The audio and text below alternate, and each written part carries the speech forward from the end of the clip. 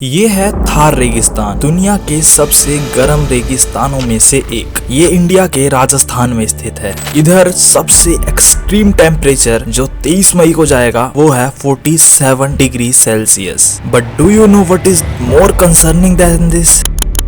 दिल्ली जो कि northern plain में है, वहाँ ये टेम्परेचर ऑलरेडी मई के महीने में सेम डे पर 49 डिग्री सेल्सियस तक जा चुका है। ये एक इमेज देखिए, अगर स्पेस से देखा जाए तो हीट वेव्स की वजह से भारत ऐसा दिखता है। इस पॉइंट पर Bharat Saudi Arabia, Oman, Sudan और अफ्रीका के कई देशों से भी बहुत ज्यादा गर्म है। हीट वेव्स भारत के लिए इतनी बड़ी प्रॉब्लम है जिसके बारे में कोई शायद सोच भी नहीं सकता। ये चीज भारत की इकोनॉमी को इतनी बुरी तरह से अफेक्ट करेगी एंड कहीं ना कहीं ये हम सब लोगों को इतनी बुरी तरह से अफेक्ट करेंगी जिसके बारे में किसी पॉलिटिशियन, किसी इकोनॉमिस्ट और किसी भी एक नॉर्मल इंसान ने नहीं सोचा होगा। इस एक वीडियो में मैं आपके सामने एक ऐसा पर्सपेक्टिव प्रेजेंट करने वाला हूं जिससे आपको पता चलेगा कि ये क्लाइमेट चेंज हमारी लाइफ को कितनी बुरी और ड्रास्टिक तरीके से अफेक्ट करने वाला है और कर भी रहा है। इंडिया में जितनी ज्यादा गर्मी पड़ेगी उतनी ज्यादा गरीबी भी बढ़ेगी, यानी कि हमारे देश की ग्रोथ उतनी ज्यादा स्लो हो जाएगी। आप लोग सोचोगे ये कैसा लॉजिक है? इस बात सुनने में थोड़ी अजीब लगती है बट ये बात सच है। भारत की 75% से ज्यादा पॉपुलेशन लेबरस वर्क करती है। हर 4 में से 3 लोग या तो खेती करते हैं या बिल्डिंग बनाते हैं या रास्ते के बगल में कुछ स्टॉल लगा के बेचते हैं या किसी फैक्ट्री में काम करते हैं। एंड ये सब काम होता कब है? दोपहर में। एंड उस समय जब धूप बहुत ज्यादा होती है तो इन लोगों की फिजिकल एफिशिएंसी पे भी फर्क पड़ता है और इन लोगों के पास एसी नहीं होता, इनको उसी समय कड़ी धूप में काम करना पड़ता है। इसी अनऑर्गेनाइज्ड सेक्टर के ऊपर 75% भारत निर्भर है। यही वो लोग हैं जो हमारी जीडीपी में एक बहुत बड़ा रोल प्ले करते हैं। गर्मी की वजह से प्रोडक्टिविटी तो कम होती ही होती है 5 से 10% और इन लोगों को थकान होती है, डिहाइड्रेशन होता है और भी बहुत तरह के समस्याओं का सामना इन लोगों को करना पड़ता है। तो सबसे ज्यादा सोचने की बात यह है कि अगर इतनी गर्मी में हम लोग काम ही नहीं कर पाएंगे तो हम अपनी देश की जीडीपी को कैसे आगे बढ़ाएंगे? हम में से शायद बहुत से लोग या जो लोग इस वीडियो को देख रहे हैं ऐसे प्रिविलेज्ड होंगे जो ऑफिस में काम करते होंगे एसी के अंदर, जहां उन्हें गर्मी सिर्फ रास्ते में ट्रेवलिंग के समय लगती हो। बट सब लोग ऐसे नहीं होते। मैकेंजी का एक रिपोर्ट कहता है कि भारत में करीब 20 करोड़ लोग हीट वेव का शिकार हो सकते हैं और आंकड़ों के माने तो 2030 तक इसका हमारी जीडीपी पर जो इफेक्ट होगा वो 2.5 से लेके 4.5% तक होगा, जो कि बहुत ज्यादा अलार्मिंग है। अगर मैं आपको पैसों में समझाना चाहूँ तो ये होता है $1.6 बिलियन एवरी ईयर, यानी कि हर साल हमें 126 बिलियन डॉलर तक का नुकसान होगा। That is a huge amount. हमारी सेंट्रल गवर्नमेंट हर साल करीब जीडीपी का मात्र 2% एजुकेशन पर स्पेंड करती है। अगर हम लोग हीट वेव से होने वाला सारा नुकसान बचा पाएं और वो पैसा हम एजुकेशन सेक्टर को दे पाएं तो हम हर साल अपने एजुकेशन का बजट लगभग डबल कर देंगे। और आप लोग सोच सकते हैं कि हम अपने देश के एजुकेशन का स्तर कितना ज्यादा ऊंचा कर सकते हैं सिर्फ इस नुकसान को बचाकर। आपको क्या लगता है जो हमारे लीडर्स हैं उनको ये बात नहीं पता है? ऑब्वियसली सबको ये बात पता है, बट मेन बात ये है कि ना तो इस मुद्दे से जनता को फर्क पड़ता है और ना ही लीडर्स को। इसीलिए पर्यावरण, क्लाइमेट चेंज कभी भी चुनाव का मुद्दा नहीं होता। जहां एक तरफ हम इंडिया को 2047 तक एक डेवलप्ड नेशन बनाने का सपना देख रहे हैं, वो सपना सिर्फ एक सपना ही रह जाएगा अगर हमने इस प्रॉब्लम से टाइम रहते डील नहीं किया तो। अभी हाल ही के दिनों में सोनम वांगचुक सर ने लद्दाख में प्रोटेस्ट किया। उनका प्रोटेस्ट खत्म हुआ बट उसके बाद उस प्रोटेस्ट को कंटिन्यू रखा गया। उसके बाद जो वहाँ के लोकल्स थे एंड महिलाओं ने एंड वो प्रोटेस्ट अभी भी चल रहा है। बट उसका रिजल्ट क्या निकला? कुछ भी नहीं। गवर्नमेंट ने कुछ भी एक्शन नहीं लिया और हम लोगों ने भी एक समय के बाद उसके ऊपर दिखना तक छोड़ दिया। ये हमारे देश की बहुत ही सैड रियलिटी है। हम लोगों को समझना होगा कि climate left wing, right wing की आइडियोलॉजी में कोई फर्क नहीं करता।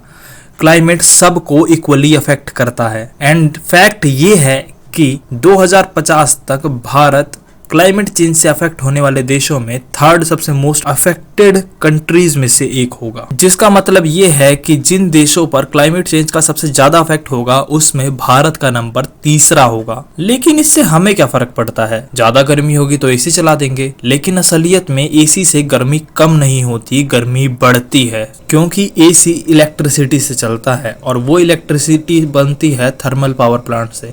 एंड भारत में मोस्ट ऑफ द इलेक्ट्रिसिटी कोयले से बनाई जाती है और जब कोयला जलता है तो हमारे एनवायरनमेंट में CO2 रिलीज होता है और वो CO2 पॉल्यूशन तो बढ़ाता ही बढ़ाता है, उसके साथ हमारे टेम्परेचर को और ज़्यादा गर्म करता है, क्योंकि CO2 एक ग्रीन हाउस गैस है। एंड जैसे जैसे हमारा टेम्परेचर और ज़्यादा बढ़ता है वैसे वैसे ये गर्मी और ज़्यादा बढ़ती जाती है। इंटरनेशनल एनर्जी एसोसिएशन का डाटा देखते हैं, उनकी वर्ल्ड एनर्जी रिपोर्ट 2023 में उन्होंने बताया है कि भारत में आज 100 में से 24 घरों के अंदर एसी है, अमेरिका में 100 में से 85 घरों के अंदर एसी है, एंड वहीं चाइना के अर्बन एरियाज में लगभग हर घर में एसी है। 2030 तक एसी यूनिट्स का यूज 9 टाइम्स बढ़ने वाला है। ये रिपोर्ट बताती है कि 25 तक इंडिया के अंदर एसी के लिए यूज होने वाला पावर कंजप्शन इंडिया का ये पूरे अफ्रीका के टोटल पावर कंजप्शन से भी ज्यादा होगा। एसी चलाना शॉर्ट टर्म में तो एक सॉल्यूशन है, बट लॉन्ग टर्म में हम लोगों के लिए ये एक बहुत बड़ी प्रॉब्लम बन सकता है। लेकिन असल में ये heat waves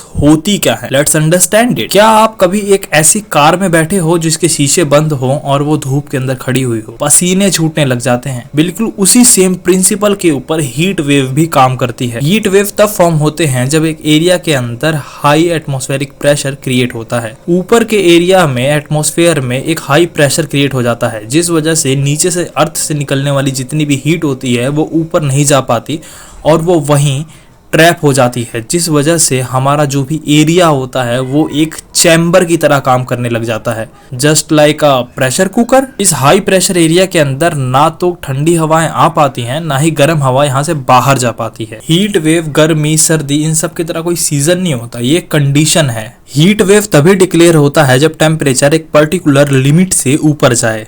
for example, Indian meteorological department के हिसाब से प्लेन एरियाज में 5 डिग्री अबव मेन टेम्परेचर और 40 डिग्री से ज्यादा टेम्परेचर, हिली एरियाज में 5 डिग्री अबव मेन टेम्परेचर या फिर 35 डिग्री से ज्यादा टेम्परेचर, कोस्टल एरियाज में 5 डिग्री अबव मेन टेम्परेचर या 37 डिग्री से अबव टेम्परेचर। इकोनॉमी का लोगों की प्रोडक्टिविटी से बहुत गहरा कनेक्शन होता है और लोगों की प्रोडक्टिविटी का कनेक्शन होता है लोगों की हैप्पीनेस से, लोगों की सेटिस्फेक्शन से, और लोगों की हैप्पीनेस और सेटिस्फेक्शन का एक बहुत ही बड़ा कनेक्शन होता है इस वेदर से। जैसे कि आपको पता होगा, जैसे ही हम कभी कभी मनाली घूमने जाते हैं या हिली एरियाज में जाते हैं तो वहाँ पे उस ठंडे वेदर में हमें बहुत आनंद आता है, क्योंकि हम लोगों ने उस ठंड से बचने के लिए तो बहुत सारे इक्विपमेंट्स ढूंढ लिए हैं। हमारे पास जैकेट्स है, हमारे पास हीटर है, हम बॉनफायर जला सकते हैं, बट अभी भी हमारे पास गर्मी से बचने के लिए कुछ प्रॉपर अच्छे इक्विपमेंट्स नहीं है जो हमको एक कॉन्क्रीट सॉल्यूशन प्रोवाइड कर सके। जैसे अगर आप नॉर्दर्न हेमिस्फीयर की कंट्रीज को देखते हैं तो जो वर्ल्ड हैप्पीनेस इंडेक्स हर साल रिलीज होता है उसके अंदर टॉप पे सारी नॉर्थ हेमिस्फीयर की ही कंट्रीज है जहां पे टेम्परेचर ठंडा होता है, चाहे वो फिनलैंड हो या डेनमार्क हो या आइसलैंड हो या स्वीडन हो। हम सभी लोग आधुनिकता के नाम पे बड़ी बड़ी ऊंची ऊंची बिल्डिंगें तो बनवा रहे हैं, बट एक मॉडर्न स्टडी के हिसाब से ये तक पता चला है कि जो हमारे इंडियन कल्चर के अंदर जो ओल्ड कच्चे घर हुआ करते थे उनका टेम्परेचर मॉडर्न बिल्डिंग से 5 से 7 डिग्री सेल्सियस कम होता था, और जो आज बिल्डिंग्स में जिनमें हम लोग रहते हैं इनका टेम्परेचर उन कच्चे घरों से 5 से 7 डिग्री सेल्सियस ज्यादा होता है। आपने बहुत जगह पे एल्बेस्टर वाले घर देखे होंगे, क्योंकि ये लोग अपने घर पे एक छत तक नहीं अफोर्ड कर सकते, इसलिए ये एल्बेस्टर लगवाते हैं। कई जगह पे ये सीमेंट वाला एल्बेस्टर होता है और कई जगह पे तो ये लोहे का होता है, और ये इतनी तपती हुई गर्मी में एक चैम्बर का काम करता है, एक ऐसा तवे का काम करता है ये, जिसके ऊपर धूप पड़ती है और वो उसको और गर्म कर देती है। और इस तवे के ऊपर सिक कौन रहा होता है? उस घर में रहने वाले लोग। मुंबई के अंदर 37% से ज्यादा लोग इन्हीं तरह के घरों में रहते हैं जिनके ऊपर छत नहीं, एल्बेस्टर है, वो भी मेटल के। अब आप लोग सोचोगे कि हम इस गर्मी से राहत कैसे पा सकते हैं। सबसे पहले हमें वेस्ट के आइडियाज को ब्लाइंडली कॉपी करना बंद करना होगा। जब भी हम न्यूयॉर्क या अदर वेस्टर्न कंट्रीज के बारे में सोचते हैं तो हमारे माइंड में क्या आता है, कांच की ये बड़ी बड़ी ऊंची ऊंची बिल्डिंग, और इन्हीं को कॉपी करके कॉर्पोरेट सक्सेस के नाम पे हमने इंडिया में भी ऐसी बहुत बड़ी बड़ी बिल्डिंग्स बना ली हैं। बट हमको ये समझ में नहीं आ रहा कि ये कितना ज्यादा स्टूपिड है। जहां वेस्ट की कंट्रीज में एवरेज टेम्परेचर होता है मात्र 25 से 27 डिग्री सेल्सियस, मात्र 25 से 27 डिग्री सेल्सियस समर्स में, वहीं इंडिया के अंदर ये टेम्परेचर होता है 48 डिग्री सेल्सियस। दिल्ली के अंदर आप लोग खुद समझ रहे हैं। तो जब हमारे पास ये शीशे की बिल्डिंग्स होती हैं, एक तरफ ये चैम्बर तो बनाती ही है उसके अंदर रहने वाले लोगों के लिए, और दूसरी तरफ ये डुअल सनलाइट इफेक्ट का भी काम करती हैं, क्योंकि जो सनलाइट उस मिरर के ऊपर पड़ती है, उन शीशों पे पड़ती है, वो रिफ्लेक्ट होकर दोबारा जमीन पे गिरती है, और इस प्रकार से वो दो सूरज का काम करती हैं, जो कि हमारे टेम्परेचर को और ज्यादा गर्म करती हैं, बिकॉज डबल हीट भी जनरेट होती है। और यार हम किनको कॉपी करना चाहते हैं वेस्ट में? उन लोगों को कॉपी करना चाहते हैं जो बासी खाना महीनों बाद खाते हैं, या फिर उन लोगों को कॉपी करना चाहते हैं जो पेड़ों को काटकर पेपर बनाते हैं और फिर टॉयलेट पेपर बनाते हैं और उससे अपना पिछवाड़ा साफ करने के बाद पर्यावरण के ऊपर ज्ञान देते हैं कि we need to save environment. उन लोगों से हम क्या सीखना चाहते हैं? अगर हमें कॉपी करना ही है तो हम ऐसी कंट्रीज से कॉपी करते हैं जिन कंट्रीज का टेम्परेचर हमारी कंट्री की तरह सिमिलर है। फॉर एग्जांपल सिंगापुर, जहाँ की बिल्डिंग्स कुछ इस तरह की दिखती है।